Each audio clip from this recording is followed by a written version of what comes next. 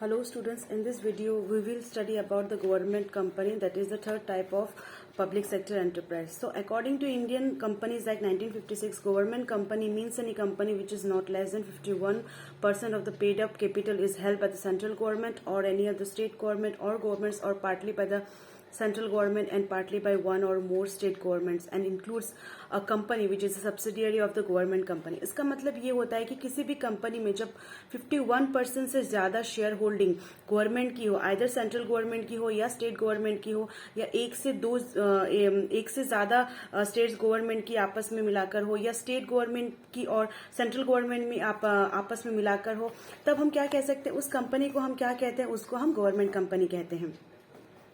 तो उसके एग्जांपल्स है Hindustan machine tools limited, all India limited, steel authority of India limited etcetera. ये सारे एग्जांपल्स है आपके गवर्नमेंट कंपनीज के. सो कैरेक्टरिस्टिक्स क्या है गवर्नमेंट कंपनीज के? The first is registration. एक जो गवर्नमेंट कंपनी है, it is registered under the Indian companies act 1956 and currently it is registered under the Indian companies act 2013. The next is cabinet decision. एक जो government company है वो form कैसे होती है, वो गवर्नमेंट के जो कैबिनेट है उसके डिसीजन से फॉर्म होती है, और उनका पार्लियामेंट डिसीजन से कोई लेना देना नहीं है. Number 3 is separate legal entity. जैसे हमें पता है कि company is separate legal entity, इसका मतलब ये है कि वो अपने ओनर्स से बिल्कुल ही अलग है, और अब वो अपने नाम पर जो है लैंड या फिर कुछ भी रिसोर्सेज या कुछ भी जो है वेल्थ एसेट्स खरीद सकती है और बेच भी सकती है, और अपने नाम पर जो है किसी से कॉन्ट्रैक्ट वगैरह एंटर कर सकती है, या फिर किसी और को शू भी कर सकती है, यानी कि किसी और के अगेंस्ट केस भी कर सकती है, या कोई भी इंसान उस कंपनी के अगेंस्ट केस कर सकता है. तो ये सारी जो चीजें हैं ये गवर्नमेंट कंपनी में भी है, that is a separate legal entity. Number 4 is whole और major portion of the capital subscribe by the government. जैसे हमने पता है कि जिस कंपनी की 51% से ज्यादा शेयर होल्डिंग, 51% या उससे ज्यादा शेयर होल्डिंग गवर्नमेंट के पास होगी, तभी हम उसे क्या कहेंगे, गवर्नमेंट कंपनी कहेंगे. Number 5 is majority of the government directors. Since जैसे हमें पता है कि जो गवर्नमेंट के पास सबसे ज्यादा शेयर होल्डिंग है, तो हम ये कह सकेंगे कि जो बोर्ड ऑफ डायरेक्टर्स है उनमें जितने भी उतने ज्यादा जो रिप्रेजेंटेटिव्स होते हैं वो गवर्नमेंट के होते हैं. Number 6 is employees are not civil servant. जैसे हमने देखा था कि डिपार्टमेंटल अंडरटेकिंग जो है वो मैनेज करते सिविल सर्वेंट्स के द्वारा, वो मैनेज होती है डायरेक्टली. तो हम यहाँ पर जो है गवर्नमेंट कंपनीज में हम कह सकते हैं कि जो यहाँ के जो एम्प्लॉयज है वो जनरली जो है सिविल सर्वेंट्स नहीं होते, वो जनरल लोग होते हैं जिन्हें रिक्रूट किया जाता है. The government company is a separate legal entity of its own, so the employees are appointed by the government company are the employees of the company only and not necessarily the civil servants of the government. Government official may however be sent on the by the government on deputation only. तो deputation के basis पर जो है यानी कि थोड़े time के लिए जो है गवर्नमेंट अपने जो है गवर्नमेंट एम्प्लॉयज को वहां पर भेज सकती है, बट जो उनकी कंपनीज के अंदर जो लोग काम कर रहे होते हैं वो डायरेक्टली जो है वो कंपनी के एम्प्लॉयज होते हैं, ना कि वो डायरेक्टली सिविल सर्वेंट्स होते हैं. Number 7 is freedom from government regulation. Apart from the laws and regulations which applies to other companies also, government का डायरेक्टली इंटरफेरेंस नहीं होता in its management. Government company is free from budgetary accounting and audit rules which are applicable to other government enterprise. जो सारे rules and regulations other companies के लिए भी applicable होंगे वो तो गवर्नमेंट कंपनीज के लिए एप्लीकेबल होंगे, लेकिन उन्हें छोड़कर जो है बजट में हो या अकाउंट्स में हो या ऑडिट रूल्स हो, अलग से जो है गवर्नमेंट कंपनी के ऊपर में जो है एप्लीकेबल नहीं होते हैं. Number 8 is accountability. The annual report relating to the performance and audit of a government company is required to be tabled on the floor of parliament or the state legislature. जो government company की जो आपकी annual reports होंगे, जो audited files वगैरह होंगे, वो अगर सेंट्रल गवर्नमेंट की अगर ओनरशिप है तो पार्लियामेंट में, अगर स्टेट गवर्नमेंट की ओनरशिप है तो स्टेट लेजिस्लेटिव असेंबली में क्या होंगे, वो उन्हें फ्लोट होंगे, यानी कि वो वहां पे पेश किए जाएंगे. तो ये सारे फीचर्स हो गए आपके गवर्नमेंट कंपनी के. तो next we will see what are the advantages of a government company. The first is easy formation. एक गवर्नमेंट कंपनी को बनाना बहुत ही ज्यादा आसान है, क्योंकि डायरेक्टली हम रजिस्टर जो है कैबिनेट डिसीजन के थ्रू हम एक डिसीजन लेते हैं और जो है कंपनी को हम डायरेक्टली रजिस्टर करा देते हैं. Number 2 is management. A government company manages own affairs is an independent way of being without being subject to the political interference and control by the government agencies. The government companies are usually run according to sound commercial principles and prudent commercial practices. Hence, they earn surplus to finance their expansion and development activities. इसका मतलब ये है कि जो government company है उनका जो management है वो बिल्कुल ही इंडिपेंडेंट तरीके से होता है. गवर्नमेंट का वहां पे पॉलिटिकल जो है कोई भी उनका पॉलिटिकल इंटरफेरेंस ज्यादा नहीं होता है. वहां पे they have independent board of directors जो सारे अफेयर्स को मैनेज करते हैं. और एक जो गवर्नमेंट कंपनी है वो अपना जो है वो डे टू डे एक्टिविटीज को चलाने के लिए, अपने एक्सपेंशन और डेवलपमेंट को करने के लिए क्या है, फाइनेंशियली भी जो है गवर्नमेंट के ऊपर में डिपेंडेंट नहीं होती है. वो लोग अपना जो है खुद से प्रॉफिटेबिलिटी वो अर्न करती है.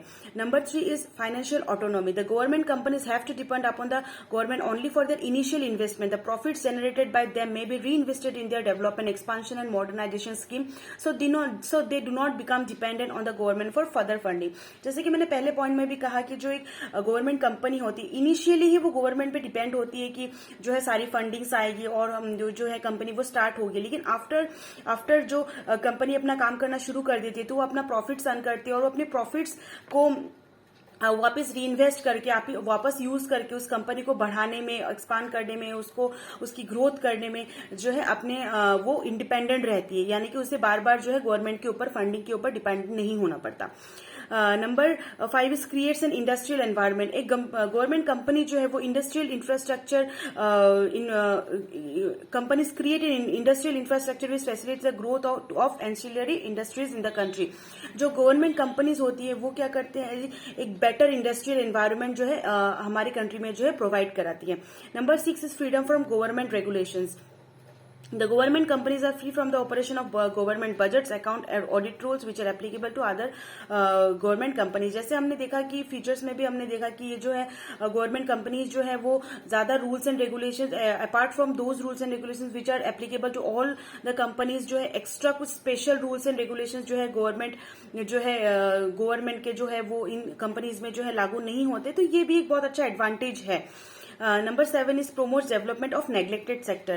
Government companies can enter those sector of the economy where private investment or private participation may not be forthcoming either due to poor profitability or due to greater risk for any other reasons. That the government companies are set up in those sectors which will naturally facilitate development of the backward and neglected sectors. ये बहुत ही एक important point है. इसका मतलब ये बोला गया है कि जो sectors कुछ ऐसे sectors है जहां पर जो private जो sector है वो एंटर नहीं कर सक रहा है, may be because of the high investment. कुछ सेक्टर ऑफ कंपनी होता है जैसे कि आपका यहाँ पे ऑयल वगैरह हो गया, वहां पर जो है स्टार्ट करने के लिए बहुत ज्यादा जो है रिस्क है और प्लस हाई इन्वेस्टमेंट वगैरह भी है. और ऐसे सेक्टर में जनरली जो है प्राइवेट कंपनीज जो है वो नहीं आना चाहती है. तो ये सारे जो सेक्टर्स है वहां पर गवर्नमेंट कंपनीज जो है वो ऑपरेट हो सकती है और उनके द्वारा जो है वो सेक्टर्स जो है डेवलप हो सकते हैं और बेटर जो है जो लोगों को है जो है फैसिलिटीज वगैरह मिल सकती है और एट रीजनेबल प्राइस मिल सकती है. तो ये बोला गया है कि जो सेक्टर्स बैकवर्ड हैं, जो सेक्टर्स इतने ज्यादा डेवलप नहीं हैं, उन सेक्टर्स में और जहां पे रिस्क ज्यादा है, जहां पे इन्वेस्टमेंट एक बार में बहुत ज्यादा होता है, जहां पे जो प्राइवेट सेक्टर जो है अफोर्ड नहीं कर पाता, वहां पर जो है गवर्नमेंट कंपनीज जो है वो आ सकती है. तो ये बहुत अच्छा एडवांटेज है. What are the disadvantages or demerits of a government company? हम देखते हैं. The number 1 is slackless in management. The government, being the major shareholder in such a company, possesses erroneous power of appointing directors of the boards and reserve most of the functions to itself. So the most of the directors who are blue-eyed civil servants of the government do not go against the wishes of the government. Moreover, the directors are salaried person, do not want to take any initiative in managing the company like a business, as a result, management suffers a lot. तो जो हमने देखा कि यहाँ पे जो political interference इतना ज्यादा नहीं होता, हमने ये सारा कुछ पढ़ लिया. लेकिन अगर हम रियलिटी पे आए तो जो गवर्नमेंट कंपनी के जो बोर्ड ऑफ डायरेक्टर्स होते हैं उन्हें जो है वो गवर्नमेंट एम्प्लॉय वो अपॉइंट करती है और वो सारे मैक्सिमम जो है वो गवर्नमेंट एम्प्लॉयज होते हैं, सिविल सर्वेंट्स वगैरह होते हैं जिन्हें गवर्नमेंट की तरफ से सैलरीज वगैरह मिलती है. तो इन केस में क्या होता है कि वो लोग जो है कभी भी गवर्नमेंट के डिसीजंस के अगेंस्ट या गवर्नमेंट के विल या पॉलिसीज के अगेंस्ट जाना नहीं चाहती, या फिर वो लोग जो है बहुत ज्यादा इनिशिएटिव नहीं लेना चाहते। जैसे आपके प्राइवेट कंपनीज में जो बोर्ड ऑफ डायरेक्टर्स वगैरह हैं, वो लोग ज्यादा बिजनेस माइंडेड होते हैं, वो लोग कम्पिटिटिव उनकी थिंकिंग होती है, वो लोग बहुत ज्यादा अच्छा जो है वो मैनेज कर सकते हैं। तो उस तरीके का जो है वो मैनेजमेंट जो है गवर्नमेंट कंपनीज में जनरली हमें देखने को नहीं मिलता, because they board of directors are generally handpicked of the government. Number 2 is separate legal existence nullified. The government's power under the Indian Companies Act to exempt government companies from the applicability of some of the provisions of the Act had nullified such companies' separate legal existence. तो जो Indian companies act में कुछ ऐसे provisions है जो government को ये power देती है कि जो गवर्नमेंट कंपनीज हैं उन पर कुछ सारे provisions of the companies act जो है वो लागू नहीं होंगे। तो ऐसे प्रोविजंस है, गवर्नमेंट के पास में ऐसा पावर है कि वो अपनी जो गवर्नमेंट कंपनीज है उनको कुछ प्रोविजन से है जो है इम्यून कर सकती है। तो ये जो एक बहुत बड़ा ड्रॉबैक है, और ये दिखाता है कि जो हमने जो बोला था कि गवर्नमेंट कंपनी जो है वो सेपरेट लीगल एग्जिस्टेंस उसकी है, तो ये चीज जो है वो नलीफाई हो जाती है कहीं ना कहीं अगर गवर्नमेंट ऐसे पावर को एक्सरसाइज कर ले तो। Number 3, a fraud on the Companies Act and the Constitution. The government companies are governed by the rules laid down in the Articles of Association, and they are free from the applicability to govern rules relating to budgetary control, accounting and audit. So it is often criticized that to constitute a state-owned enterprise in the form of government company is to commit a fraud on the Companies Act and the Constitution.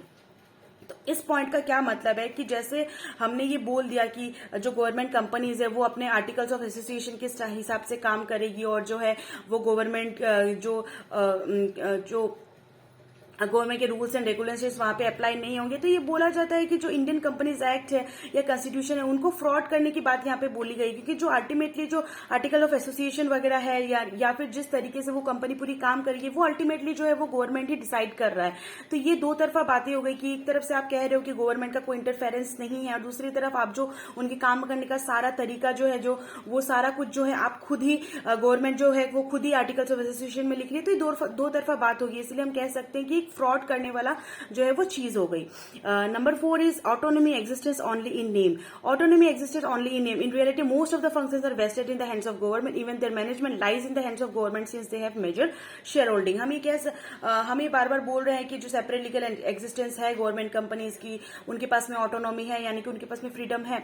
लेकिन जब हम देखते हैं government का क्योंकि बहुत ज्यादा share holding है, उन लोग ओनर्स है ऑफ दैट कंपनी, तो वो लोग क्या करते हैं जो मैनेजमेंट में है उनका जो बहुत ज्यादा इंटरफेरेंस रहता है आइदर डायरेक्टली और indirectly through the board of directors.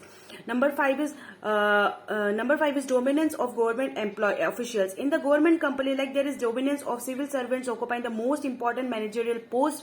They often lack managerial skill and expertise, so the officials in the managerial position are unable to show any initiative and drive, which is very essential for increasing productivity and efficiency. जो government service होते हैं, जो civil servants होते हैं, वो directly exams के through आते हैं, डायरेक्ट यूपीएससी वगैरह एग्जाम्स के थ्रू आते हैं, तो वो हमेशा अलग अलग बैकग्राउंड से रहते हैं। तो उनके अंदर जो मैनेजिंग कैपेसिटी है, यानी जो एक मैनेजर वाली जो क्वालिटी है, या फिर उनके अंदर जो है बिजनेस नॉलेज जो है, वो जरूरी नहीं कि हो, may be they are engineers, may be they are from the art stream और may be they are from the science stream. तो उनके अंदर जो है जनरली जो वो मैनेजरियल क्वालिटी जो है वो नहीं होती compare to those persons in the private companies. जो प्राइवेट कंपनीज है वो लोग एक एक मैनेजर्स को, जो बिजनेस ग्रेजुएट्स को हायर करते हैं IIM से या बड़े बड़े जो बिजनेस स्कूल से, उन लोग जो MBA वगैरह होते हैं उन्हें हायर करते हैं, तो उनके पास में बेटर नॉलेज होती है मैनेजमेंट का, या फिर जो है बिजनेस वर्ल्ड का उनके पास में बेटर नॉलेज होता है compare to this civil servants. और उन सिविल सर्वेंट्स के पास उतना ज्यादा स्किल्स वगैरह भी नहीं होता मैनेजमेंट करने का। तो इसलिए जो है हम कंपेयर अगर हम करें गवर्नमेंट कंपनी को और प्राइवेट कंपनी को, तो हम ये बोल सकते हैं क्योंकि गवर्नमेंट कंपनी जो है वहां के जो बोर्ड ऑफ डायरेक्टर्स या इंपॉर्टेंट पोजीशंस पर सिविल सर्वेंट्स वगैरह बैठते हैं, गवर्नमेंट एम्प्लॉयज वगैरह बैठते हैं, तो ये एक बहुत बड़ा जो ड्रॉबैक है। और जो गवर्नमेंट कंपनीज है वो प्रॉफिटेबिलिटी और जो है प्रोडक्टिविटी वगैरह ज्यादा इंक्रीज नहीं कर पाती है. Number 6 is ministerial interference. The government companies hardly enjoy any independence in their work in actual practice. Politicians, ministers and other government officials very often interfere with day-to-day working. Such ministerial interference does more harm than good to it. तो क्योंकि ये government की company, तो हम हमेशा कह सकते हैं कि गवर्नमेंट का इंटरफेरेंस जो है वो रहेगा ही रहेगा, भले ही हम कितना भी कह लें कि वो जो है ऑटोनॉमी है, सेपरेट लीगल एंटिटी है, ये सब कहने की बात है, लेकिन एक्चुअल प्रैक्टिस में अगर हम देखें तो गवर्नमेंट जो जितने भी पॉलिटिशियंस वगैरह है, मिनिस्टर्स वगैरह है, उनके जो है इंटरफेरेंस जो है इन कंपनीज में रहता है। Number 7, evasion of responsibility. It often evades the constitution responsibility of the government, of the parliament and state legislature. In fact the parliament has no effective control और over state enterprise constitute in the form of government companies. जो government company है उनके ऊपर में parliament का, state legislature का कोई directly control नहीं है, तो यहाँ पर हम इनको बहुत ज्यादा अकाउंटेबल भी नहीं कहला सकते। तो ये इस वीडियो में हमने पूरा देखा कि गवर्नमेंट कंपनीज क्या है, उनके एडवांटेजेस क्या है, डिसएडवांटेजेस क्या है। In the next video we will study about what are the reasons for the failure of public sector enterprises और defects of the state enterprises. Thank you.